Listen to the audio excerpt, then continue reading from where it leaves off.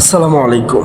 2 minute সময় নিয়ে একটু গল্পটি শুনুন, ইনশাল্লাহ এতে আপনার হেদায়েতের দরজা খুলে যেতে পারে। হযরত হাসান বসরি রহমতুল্লাহি আলাইহি বর্ণনা করেন, আমি একবার এক মরুভূমি অতিক্রম করছিলাম। হঠাৎ এক যুবককে দেখতে পেলাম। সে নির্জনে নামাজ আদায় করছে।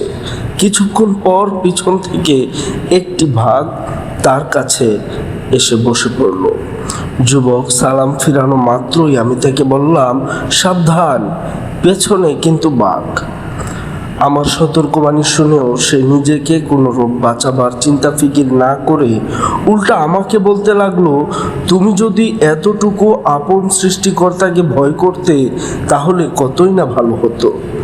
তারপর যুবক বাঘটির দিকে মুখ ফিরিয়ে বলল, হে হিংস্র পশু, তুমি আল্লাহ তাআলার একটি মাখলুক। তুমি যদি তার পক্ষ থেকে কোনো কাজের জন্য আদেশ পেয়ে এখানে এসে থাকো তাহলে আমি তোমাকে দায়িত্ব পালনে বাধা দিব না, অন্যথায় এখনই এই জায়গা ছেড়ে চলে যাও। একথা শোনা মাত্রই বাঘটি জমিন থেকে উঠে অন্যদিকে মুখ ফিরিয়ে রওনা দিল। জানোয়ারটি যাবার পরপরই যুবকটি আকাশের দিকে দুহাত তুলে দোয়া করলো, হে আল্লাহ, আমি আরশে আজিমের দোহাই দিয়ে তোমার নিকট আরজ করছি, মৃত্যুই যদি আমার জন্য উত্তম হয় তাহলে আমাকে তাই দান করো।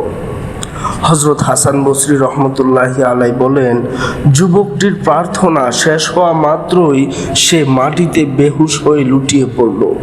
তৎক্ষণাৎ আমি তার নিকট এসে দেখি যুবকটি ইন্তেকাল করেছে। আমি ইন্না লিল্লাহি ওয়া ইন্না ইলাইহি রাজিউন পরে তার কাফন দাফনের ব্যবস্থা করার জন্য দ্রুত শহরের দিকে রওনা দিলাম। শহর থেকে লোকজন নিয়ে এসে দেখি, হায়, মুর্দারের কোনো চিহ্নও সেখানে নেই। আশেপাশে কোনো কবরও দেখতে পেলাম না। উপস্থিত সকলে অত্যন্ত পেরেশান হলাম। লাশটা উধাও হয়ে গেল। তখন হঠাৎ অদৃশ্যের আওয়াজ ভেসে এলো, হে হাসান, তুমি তোমার সাথীদেরকে ফিরিয়ে নিয়ে যাও, আমি তো তাকে আমার কাছে ডেকে এনেছি। আল্লাহু আকবার। গল্পটি ভালো লাগলে অবশ্যই অন্যদেরকে দেখার সুযোগ করে দিবেন এবং এরকম সুন্দর সুন্দর গল্প পেতে আমাদের চ্যানেলটির সাথেই থাকুন। ভালো থাকবেন।